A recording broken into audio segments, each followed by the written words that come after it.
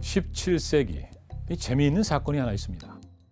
우리 국민이라면 누구나 알고 있는 일, 바로 안용복 사건입니다.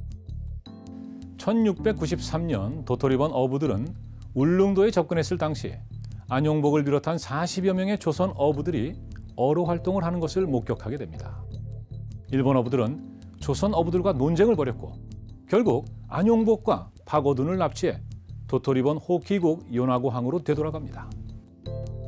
하지만 이 울릉도 문제로 조선과의 관계가 나빠질 것을 우려한 일본의 관백은 울릉도가 조선 영토임을 확인한 서계를 안용복에게 주어 돌려보냈다고 숙종실록에 기록돼 있습니다. 이때에도 분명 일본은 독도를 조선 땅으로 인식하고 있었던 겁니다.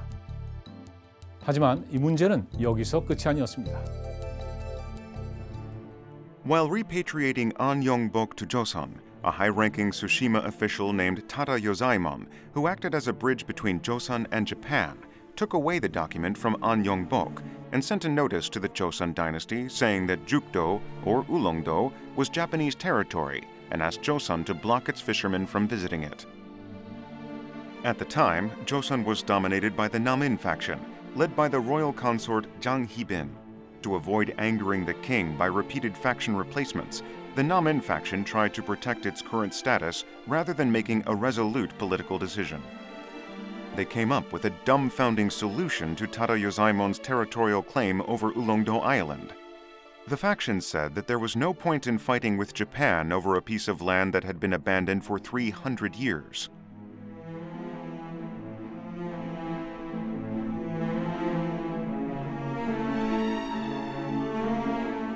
It ended up sending a letter to Tada Yozaemon saying that although Ulongdo was Korean territory, Takashima belonged to Japan, and that Joseon people would not enter Takashima.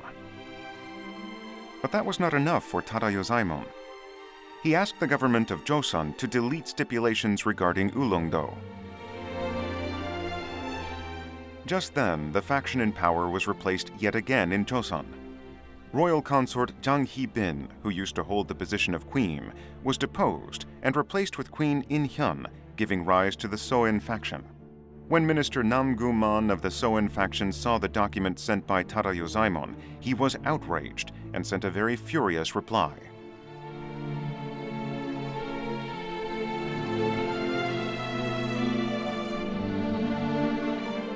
Upon receiving Joseon's reply on the Ulongdo issue, Japan's military government launched a survey of Ulongdo and Dokdo.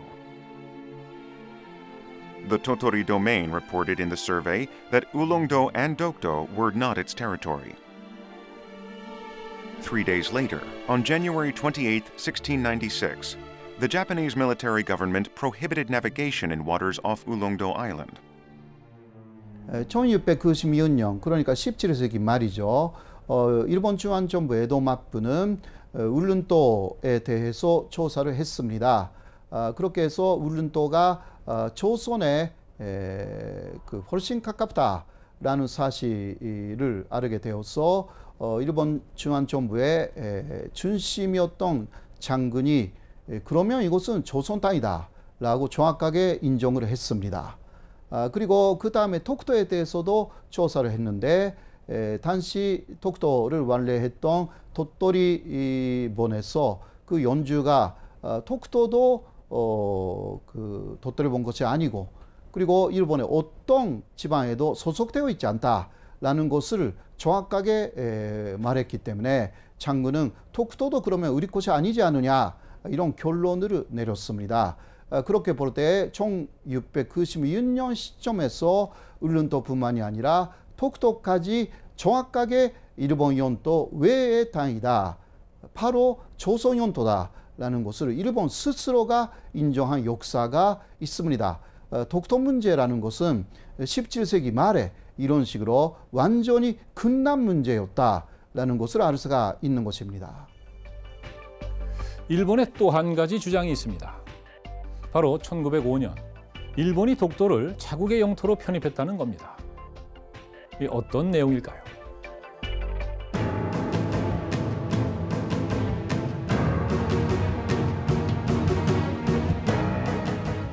먼저 일본의 한국 침략이 시작되었다라고 할 수가 있고요.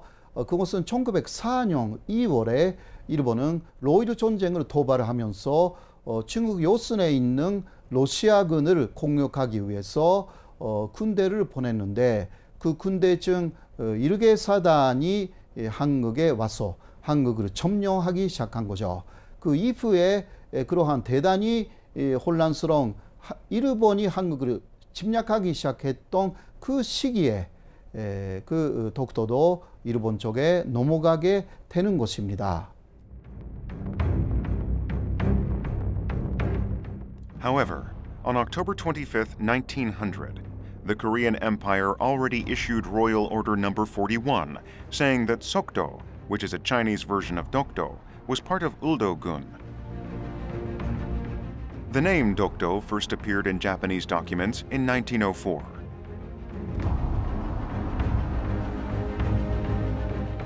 After the mid-15th century, Dokdo was called Usando, but it was renamed again in 1882 under Emperor Gojong's migration policy.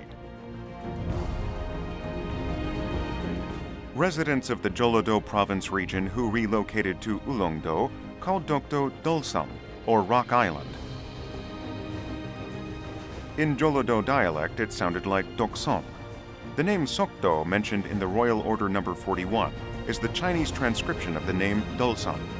A long time before that, in 1849, the French ship Liancourt discovered Dokdo and named the island Liancourt Rocks.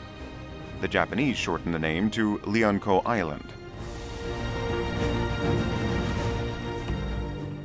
We now go back to 1905. It was a politically tumultuous period in the history of the Korean Empire.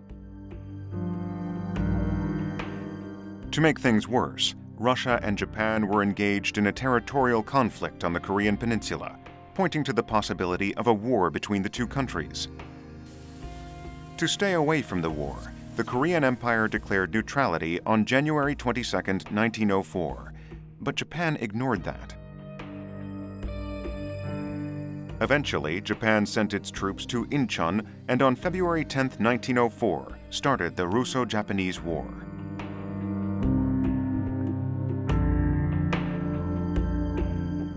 On February 23rd, Japan threatened the Korean Empire using military force and made Korea conclude a protectorate treaty.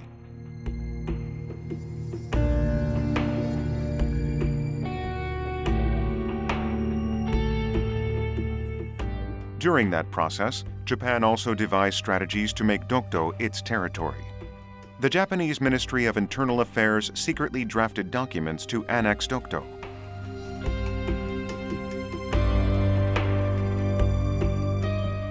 They announced it in papers published by the government of Shimane Prefecture and a local daily. It was a very small announcement that was hard to notice, not only for Koreans and foreigners, but even for the Japanese.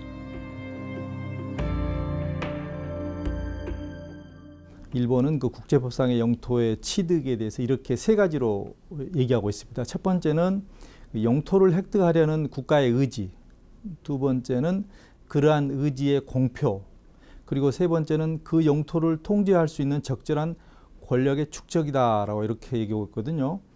근데 이는 일본이 지난 1954년 2월 10일자 애교 문서에서 독도 영유권 문제에 대한 일본 정부의 입장을 밝힌 내용입니다.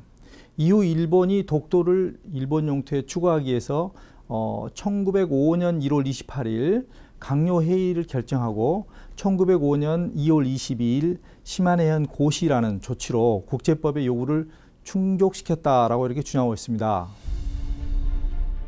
Following Russia's defeat in the Russo-Japanese War, Russia had to give up all of its vested interests in the Korean Empire. 일본의 침략이 심했을 때 고종이 무엇을 했느냐라고 한다면요, 고종은 세 차례 궁궐을 일본에 의해서 점거당한 적이 있습니다. 언제냐? 첫 번째가 1894년 7월 23일 일본 군대의 경복궁 침입이 있었습니다. 그것이 바로 갑오 개혁의 신호탄이었던 거고 일본 군대에 의해서 시작된 겁니다. 그리고 1895년 10월 8일 날 을미사변이라고 우리는 하는데 일본 군대가 경복궁은 또 침입했습니다. 그 사건들을 고종은 다 본 거죠. 마찬가지로 1904년 이후에 일본이 강제로 조약을 체결하면서 경복궁을 일본 군대를 똘똘 에워쌌습니다. 그래서 고종은 그 어쩔 수 없는 강압에 의해서 어쩔 수 없이 조약을 이제 체결할 수밖에 없는 상황이었는데 나라를 빼앗기는 거였기 때문에 절대로 고종이 사인 안 하려고 끝까지 버틴 거고, 그래서 일사늑약에는 고종의 사인이 없습니다. It wasn't before 1906 that Joseon finally learned about Japan's seizure of Dokdo. Shim Hung-taek, who was serving as the governor of Ulongdo at the time, heard about the annexation of Dokdo by Japan from an inspection team of the Shimane prefecture that visited Ulongdo. He reported about it to the government.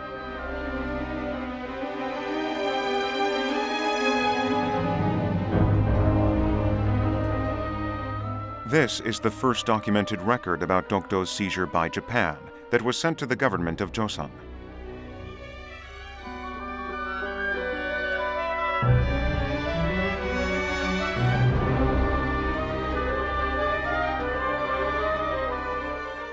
Shocked by the report, the Joseon government ordered that the situation on Dokdo and the acts of the Japanese be surveyed one more time.